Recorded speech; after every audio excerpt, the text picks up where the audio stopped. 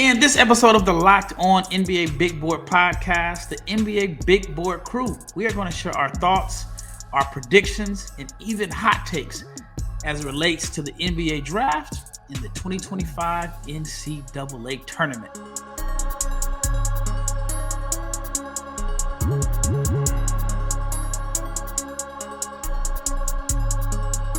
Big shout out to each and every person that has made the Locked On NBA Big Board podcast your first listen of the day. I'm your host, Rafael Barlowe, and in a few minutes, I will be introducing the NBA Big Board crew, my brother James, Richard Stayman, and Leif Thulin.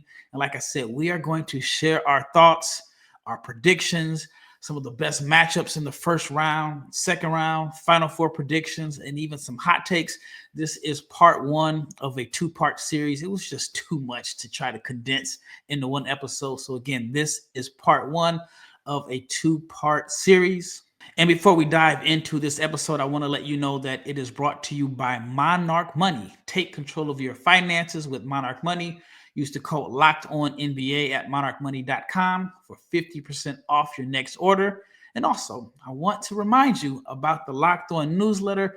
Check it out at lockedondaily.com. It is your one-stop for ultimate team and league coverage delivered right to your inbox daily as the playoff races are heating up.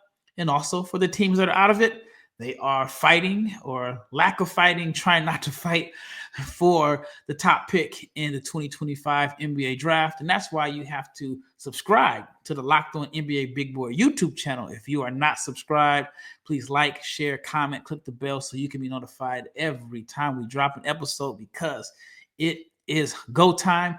And like I mentioned, this is part one of a two-part episode.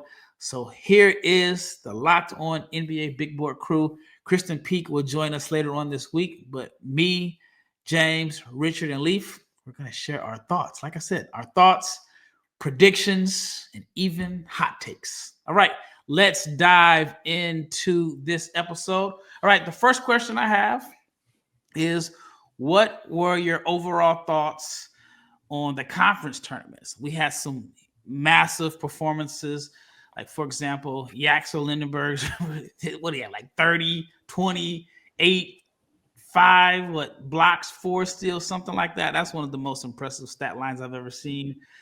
PJ Haggerty had a game where he had 42 points and didn't make a single three-pointer.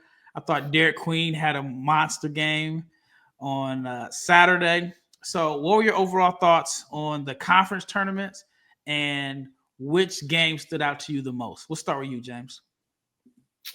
Florida's tough, man. Like, they are extremely tough. I think that they're going to probably go all the way this year, barring, Cooper Flagg's ankles, de-swelling, if that's a word. But, yeah, the Florida team looks great. I'm going to be looking out for my guy, Monty Williams. He's going to get a chance to play in a tournament for the Montana Grizzlies. That's kind of random. Iowa State's in it. I got my Iowa State mug in the background, so. But a lot of freshmen are going to play.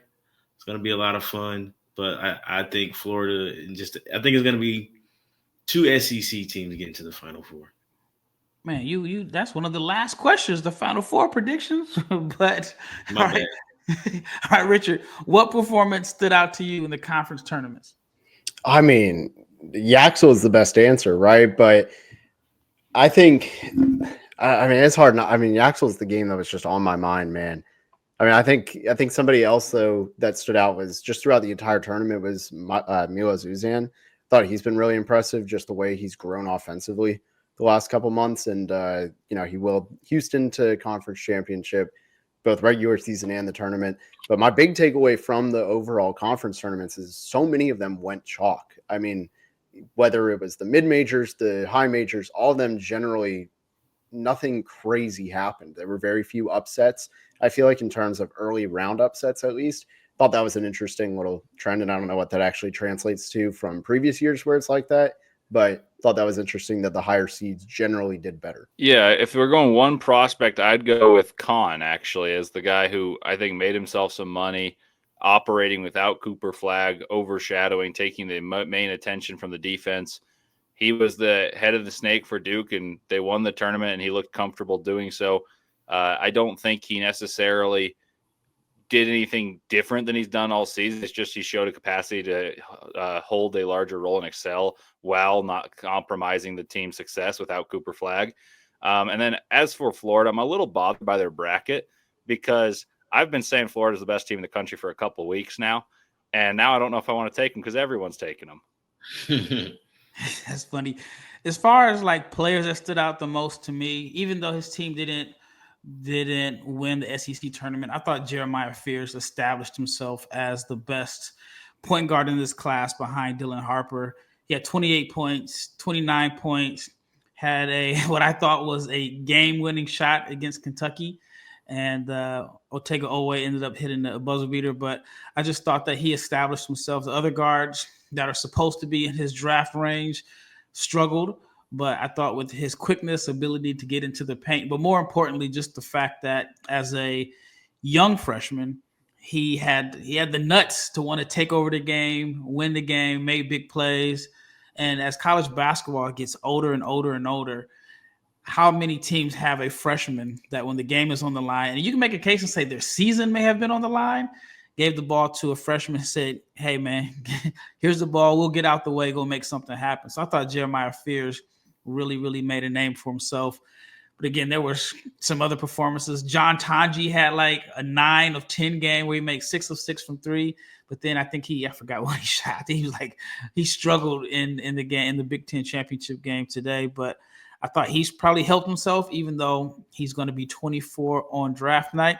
All right, let's switch to the NCAA tournament. All right, first big takeaway. Mine, and I'm probably going to steal an obvious one. North Carolina made it. I didn't think that they deserved to make it, but that's the biggest takeaway for me from the field. What is yours, Leif? Well, I thought it was interesting that Texas, North Carolina, and Xavier made it. But if we're going seed line, all three of those teams, you can make a question mark for teams that are from smaller conferences, bit smaller names, could have taken it. But if you're going seed line, I'd say Louisville has got the biggest gripe. I think all the metrics would have them, top 25. And if you do top 25, that's a 6 seed. And they're an 8, and they since December 14th have 3 losses, one of which was in the ACC championship game against the team that's ranked number 1 in the country right now and is the most picked team by all people making brackets in Duke. So I think Louisville did everything they could to do it right. I don't necessarily believe in Louisville that much, but if you're supposed to go be a 6 and fall to an 8, I think that is noticeable. And then on the flip side, Oklahoma, they're a 9, and they were supposed to be on the bubble. You don't see that too often. Yeah, I mean, mine, I think it's just all the 8 seeds, right? I mean, just going off the KenPom rankings, Gonzaga was number 9 in KenPom, and they got an 8 seed. That's really tough for Georgia. And honestly, that is just really tough for Houston to play in their second game against a top 10 team in net. Like that's very difficult. Then you had Louisville at 23, you had UConn at 30. I just lost it, but they're 35. Mississippi State's at 32. So it's kind of all over the place on where the 8 seeds were. I thought that was a really interesting way they drew it up. Gonzaga as an 8 was stunning to me. Yeah, we talked about Rafa. The NCAA wanted to get some of these primetime freshmen in, and thinking that Texas got in as a whatever back end team, and then like you mentioned before, North Carolina, that looks like some I don't know about that. And then they say West Virginia has a legit gripe about not getting into the tournament, but that North Carolina team, who knows what they're gonna do? But that looked like some politics there, I guess, what you could say. All right. Yeah, because isn't the guy that's over the NCAA committee, doesn't he have like tie North Carolina or something like that? Something like that. But they say that he's the athletic director. Yeah, that's strong ties, like super strong ties. But they say that he wasn't involved or something like that. I don't know, but I mean, it's North Carolina. I think if the roles were reversed and it wasn't North Carolina, then they don't get in. West Virginia has a real gripe. I thought everyone had predicted them to get in. All right, so Richard, do you think Tucker DeVries' injury was the reason why West Virginia didn't make it? I think so. I mean, you look at like last year in college football with Florida State, that infamous missing it with their backup quarterback.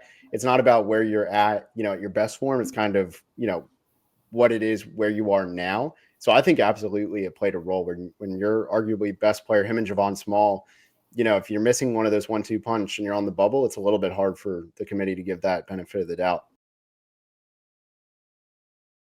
NBA fans, get ready, because if they swoosh, you save. Thanks to Dash Pass, every time a player drops 50 or more in a game, you score a huge deal the next day. It is very simple.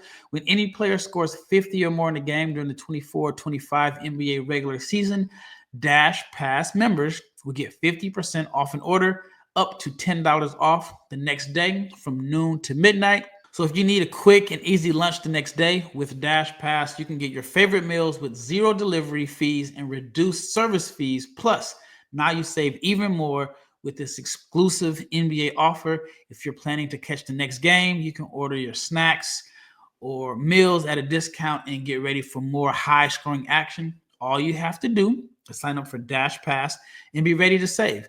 When any player scores 50 or more in a game, I think Steph Curry did it. I think James Harden did it recently. I'm sure Shai Gilgeous-Alexander is probably going to have a 50-point game within the next week or so. Dash Pass members get 50% off an order the next day. Again, up to $10 off.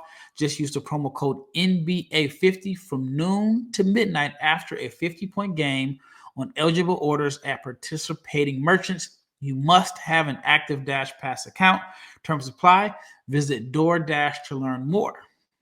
March Madness is here, and FanDuel is giving you the chance to get in on the action like never before. Right now, new customers can get $200 in bonus bets when your first $5 bet wins. That's 200 extra bucks to use on everything from buzzer beaters to Cinderella stories and even who's cutting down the nets. I've got my eye on a few underdogs this year, and FanDuel makes it easy to back them with spreads, totals, and game props. You can stay in on the action with tournament games happening almost every day. There's always something exciting to bet on, and the FanDuel app is simple to use. And when you win, you get paid instantly. There's no waiting around. So visit FanDuel.com and get in on the college hoops action all tournament long. Again, check it out at FanDuel.com.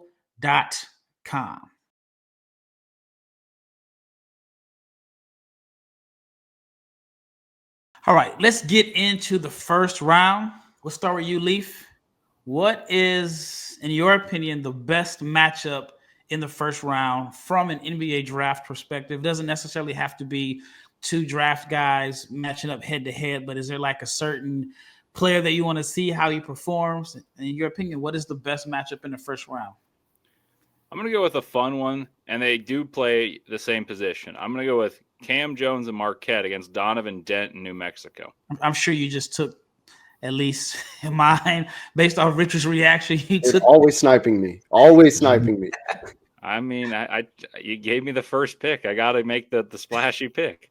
This is what happens when we don't have like a pre-show meeting. You know, like some of the bigger networks, they have the rundowns and they have the fake takes. That ESPN had all four guys on their panel take Florida, so I don't know if they had that either. But and if James and I are on the same show, you know we're going to say the same player. Like it's an automatic book it. So, but Donovan Dent is, for those who don't know, people may know Cam Jones. I think he should be a first-team All-American, and he had the best start of anyone besides Janai Broom and Cooper Flagg for the first couple months. Marquette tailed off a little bit, but Donovan Dent, I think, could be an All-American, probably on the third team.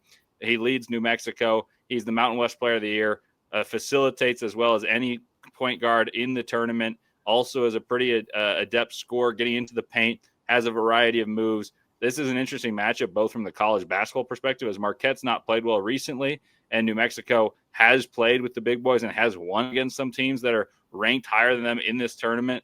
I think this will be a really fun basketball game, but I also like the guard-on-guard, mano-a-mano type draft matchup. Hey, I'm a big Donovan Dent fan. I feel like I'm one of the few people that has him being drafted. I would definitely take him in the second round, and I simply think that he is a player that is going to stick. He's a phenomenal passer.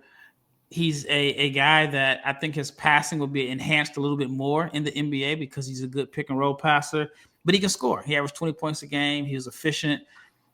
He's efficient when it comes to shooting threes. He just does not like to take a lot of them because he likes to get to the rack. He shot 41% this year, 37% from three last year, but only on 2 attempts per game this season. But that's the matchup that I'm looking forward to seeing because I'm a big Donovan Dent guy. All right, James, your best first round matchup. I'm gonna go with Connecticut and Oklahoma. So Jeremiah Fears is on a tear right now. He's been playing big time basketball. I mean, they needed basically every game to even get in.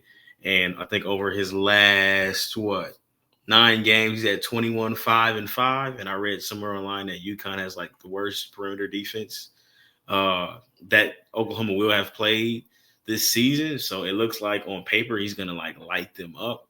And then it'll be interesting to see what like Liam McNeely can do. He's been struggling as of late, but those are like, at least to me, the two I guess you could say top 20 matchups, or the only top 20 players matching up against each other in that opening weekend. So I'm looking for Fears to at least continue on what he's been doing for the past 9 or 10 games for Oklahoma. Yeah, mine, I mean, I obviously, based on my reaction, also had Donovan Dent versus Cam Jones. And I'm right there with you, Rafael. I think Dent is a guy who I've consistently had in my top 45. Like, he's just really good. I struggled to come up with one, so I'm just going to name a couple that stood out. Max Shulga versus Yegor Demon. I think that's going to be really fun. And that it's incredible that those two teams got pinned against each other because I think their seedings were both off.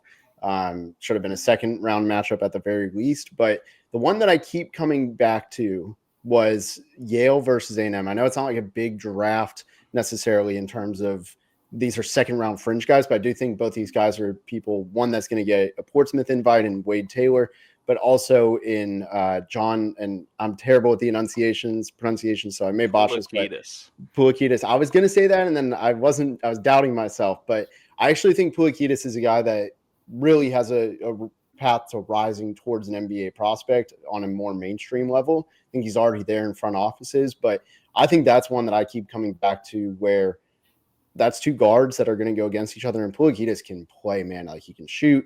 I really buy a lot of his game, and I think with Yale, I have them pulling the upset off. I think he's going to rise into that, like, is he a second-round sleeper kind of guy? I got a hot take for you.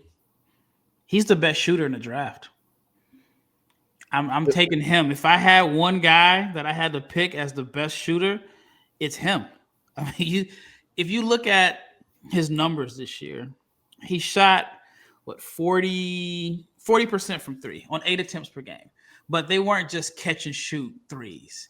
This was on the move. He was the focal point of the defense. And I mean, we saw what he did against Auburn last year. Leif probably remembers the exact stat line because Leif is like a crazy historian. But I think that he's the best shooter. He's got good size at 6'6". And like I said, it's not just catch and shoot threes. It's not like he has like a great point guard setting him up. No knock on his point guard, but hey, I think he's the best shooter. And he had 28 points against Auburn last year, 6 of 9 from 3. He was 10 of 15 from the floor. And I think he can do it again. I think that he could have back-to-back years where they pull off the upset with a hot shooting performance. I have a question for the Locked On NBA Big Board listeners. Have you ever checked your bank account and wondered where in the world did all the money go? Between dining out, online shopping, and entertainment, it is very easy to lose track. And that's where Monarch Money comes in. It is your personalized CFO giving you full visibility and control over your finances. And Monarch Money isn't just a budgeting app. It's a complete financial command center. You can track all your accounts, investments, and spending in one place. So you stop just managing your money and you start building wealth. Instead of juggling multiple apps, you can use Monarch to check your finances, track spending, and even your long-term goals. Managing money with your partner is now smoother than ever. You can track shared and personal accounts, set goals, and you can stay on the same page without stress. So take control of your finances with Monarch Money. Use the code LOCKEDONNBA at monarchmoney.com for 50% off your first year. That is monarchmoney.com, code LOCKEDONNBA for half off your first year. The NCAA Tournament is here, and so is the Bracket Breakdown. Locked On Podcast Network and Amazon Fire TV channels are teaming up to deliver NCAA Tournament coverage like never before. Watch studio shows featuring former players and Locked On's local experts as they guide you through every upset, buzzer beater, and bracket matchup. Stream it all for free on Amazon Fire TV channel. Search Bracket Breakdown to see it all for free. It's your team every day.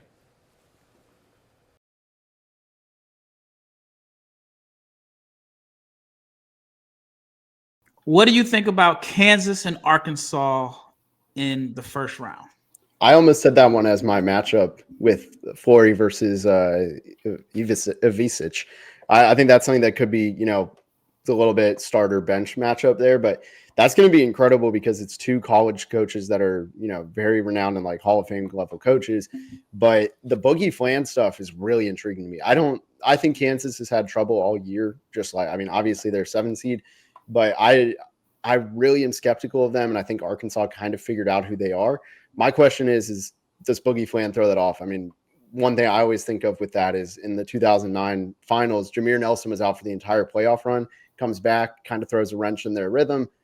I don't think they were beating that Lakers team, but it did throw a wrench in there. Does the same thing happen, or does it only amplify it?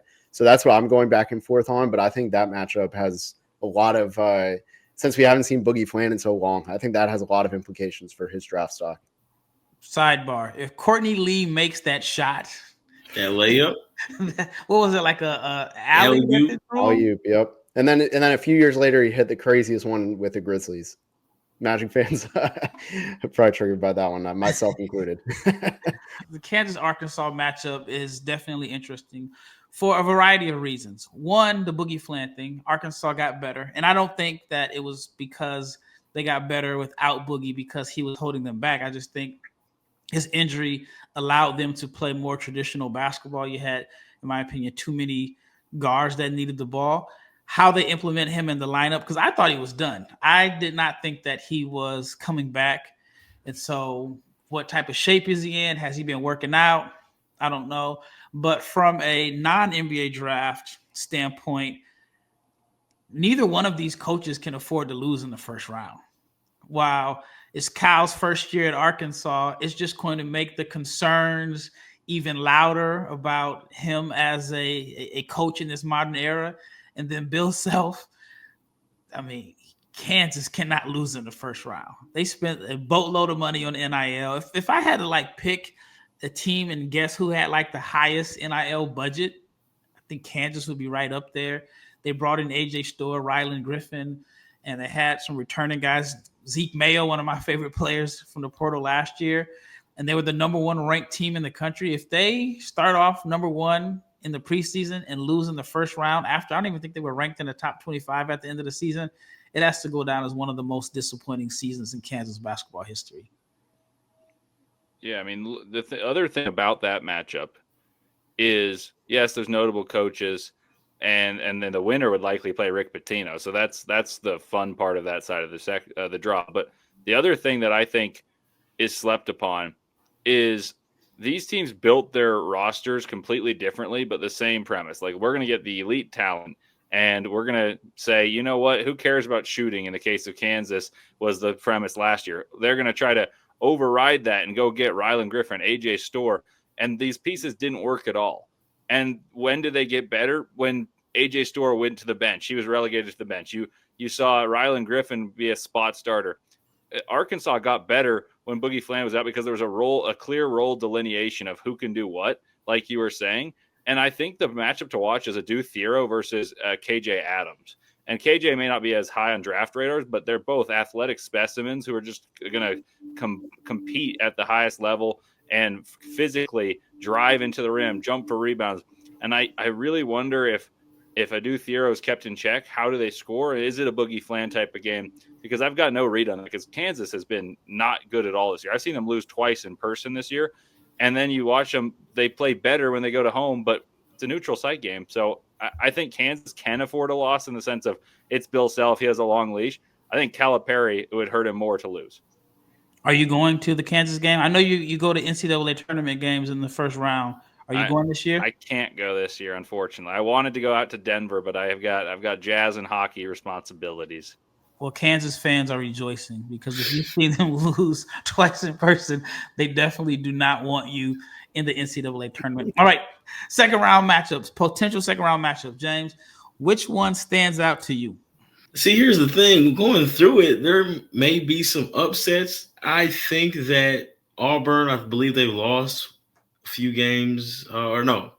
I think the Auburn versus the winner of the Louisville Creighton game could be interesting, just because Creighton can match Auburn with size with Kalkbrenner, but and then Louisville, they are one of the hotter teams in the nation, and you got to think one of these number one seeds is not going to make it. So I think that one looks like the most interesting so far to me on paper. All right, Leif. I like Kalkbrenner an awful lot. I think Auburn would overwhelm them. As for the most interesting matchups to me, I would love to see Missouri and Texas Tech. I don't know if it's going to be the most prospect heavy one. Toppin's obviously a prospect. Missouri's got a lot of guys who are talented, but I think that could be a game that goes to the hundreds, and that'd be very fun to watch. And I think JT Toppin could be someone that, he's probably going to be a second team All-American, but I don't think many people talk about him. And I think he could have some spotlight should he put up monster numbers in one of these games. All right, Richard, I have a question for you. James and I have talked about it. Leif and I have talked about it. Why isn't JT Toppin getting first round love? I mean, I think it's just the combination of he's a 5. I don't think he's much of a 4 just because the 3-point shot's not there. And he's 6'7" barefoot. That's what he measured last year at the combine. I mean, it's just really hard to get behind that. I like him a lot, but I think that's really the root of all of it. It's just how much our team's going to buy into that being a starter. So here's like the flip side of that. Totally going off course here. Colin Murray-Boyles is 6'7", listed at 6'7".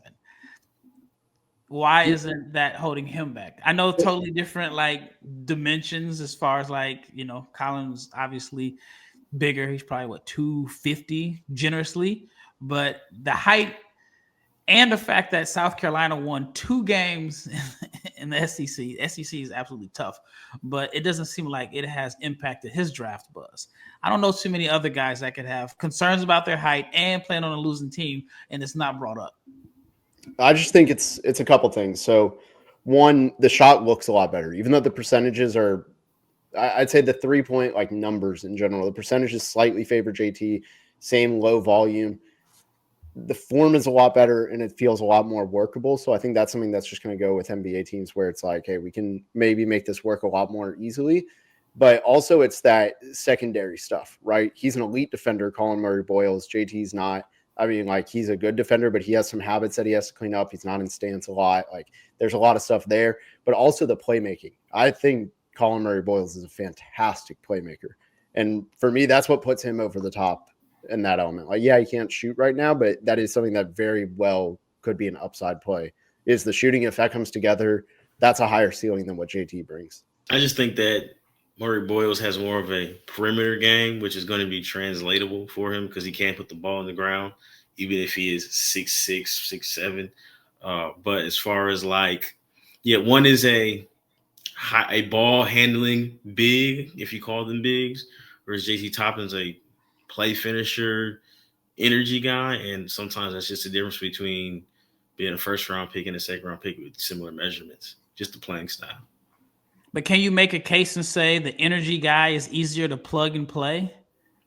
I mean, that is true too. I'm a little lower on Colin Murray-Boyles than a lot of people. So if he's a top 15 pick because of what he is and the defense, I get it. I've seen some people have him top 5, and I can't take a 6'7", 5 man that can't shoot in the top 5. But the same thing with JT Toppin is the energy is going to be there. It's just going to be a matter of, can he defend 5s? You know what I'm saying? Because he is 6'7", 210.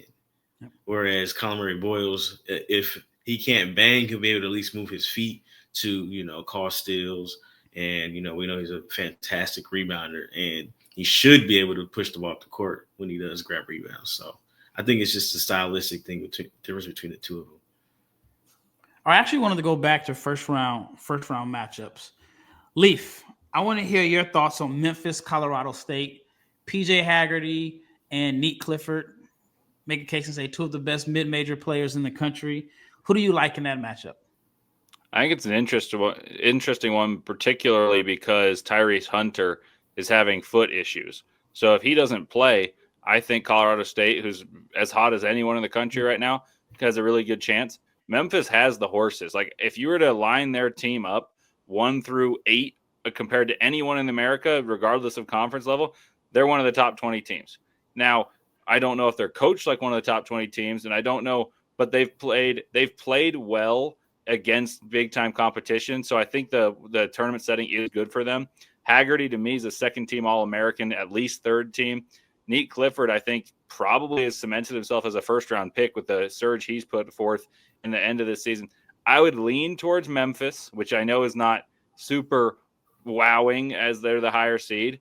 But I think if there's a chance that the point guard, Tyrese Hunter's out, that should be a very appropriate spot to pick a 12-5 upset. Nate Clifford, for those of you who don't know, is someone who does it all. He can put the ball on the floor, attack the rack. He's shooting better than he has in years past. He's a tremendous rebounder. And though they lost Isaiah Stevens from a team that felt like, oh, it's Isaiah Stevens' team, they somehow have gotten back to the tournament on the same seed line, or excuse me, not quite the same seed line, but I actually think they're playing better basketball this year than they were last year. Colorado State's coach has been able to find some gems, from David Roddy to Isaiah Stevens to Nate Clifford.